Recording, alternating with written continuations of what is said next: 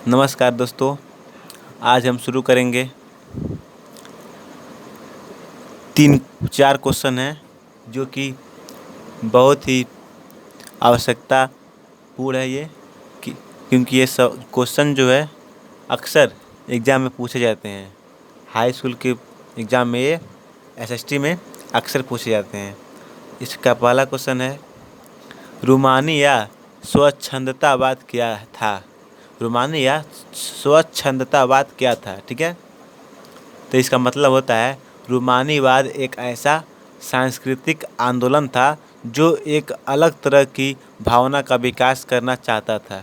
जो रूमानी था ना पहले, उसका मतलब था कि ऐसा सांस्कृतिक आंदोलन जो एक अलग तरह की भावना का विकास करना चाहता था। ये क्या था? देश की विकास को आगे बढ़ाने का ये एक जरिया था रूमानी। ठीक है, और दूसरा क्वेश्चन दिया है कि मैनर क्या था? पहले जो है मैनर कहते थे लोग, पहले जो मैनर का शब्द चलता था, एक प्रेजेंट टाइम में अब ये नहीं चलता है। तो मैनर क्या है? अब कुछ लोग भी इसका इस्तेमाल करते हैं। ठीक है, मैनर क्या है? तो इसका उत्तर है भूमि का वह टुकड़ा जो सामंती व्यवस्था में भूस्वामियों के अधीन होता था तथा जिस पर सामंतों के घर, किले और खेत के अतिरिक्त भूमिहीन किसान भी रहा करते थे, मैनर कहलाता था।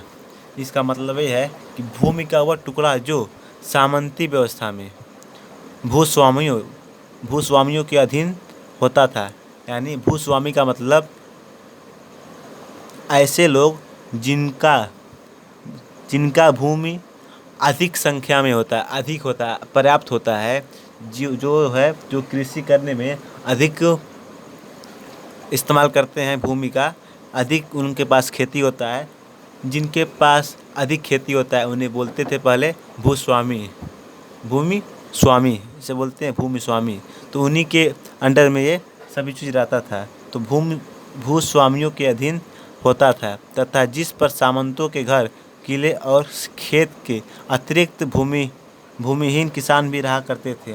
जो भूस्वामियों के जो भी प्रॉपर्टी थे, खेत, घर, किले आदि जो भी थे, जिनके पास जो भूमिहीन थे, यानी भूमिहीन का मतलब होता है जिनके पास भूमि ना हो, जिनके पास खेत ना हो, जो भूमिहीन पहले रहते थे, वो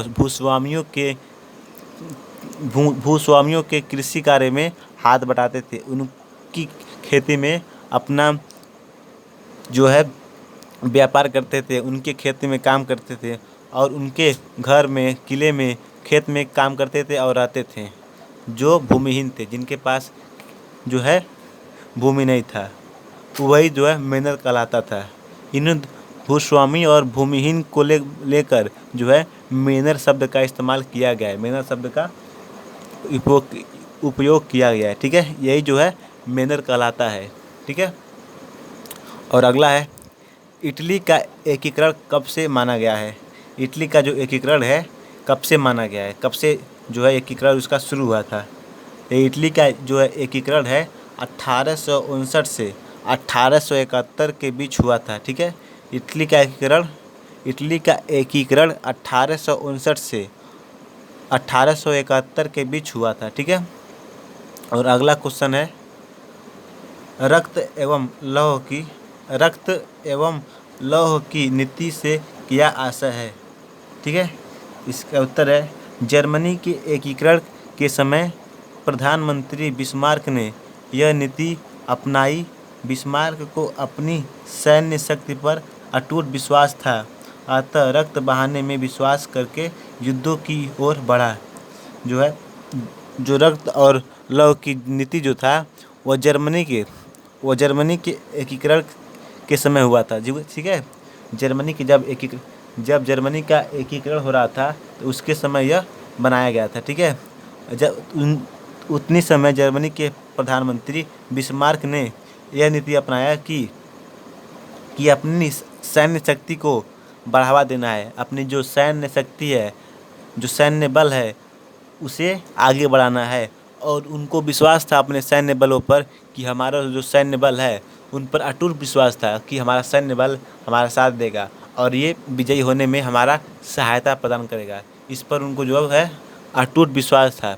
यहाँ जो है अटूट विश्वास का मतलब होता है कभी ना टूटने वाला विश्वास। जिस पर हम सबसे अधिक विश्वास करते हैं उसे बोलते हैं अटूट विश्वास। मान लीजिए जो भी हम काम करते हैं जिस पे हमारा पूरा विश्वास हो उसे बोलते हैं अटूट विश्वास।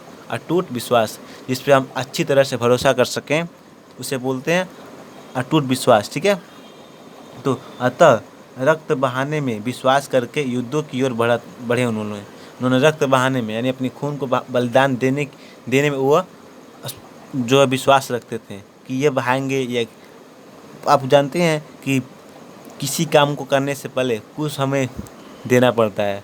कुछ पाने के लिए क्या होता है, कुछ खोना पड़ता है। ये तो आप सभी लोग जानते हैं कि कुछ पाना है तो कुछ खोना ज़रूर पड़ता है। ठीक है।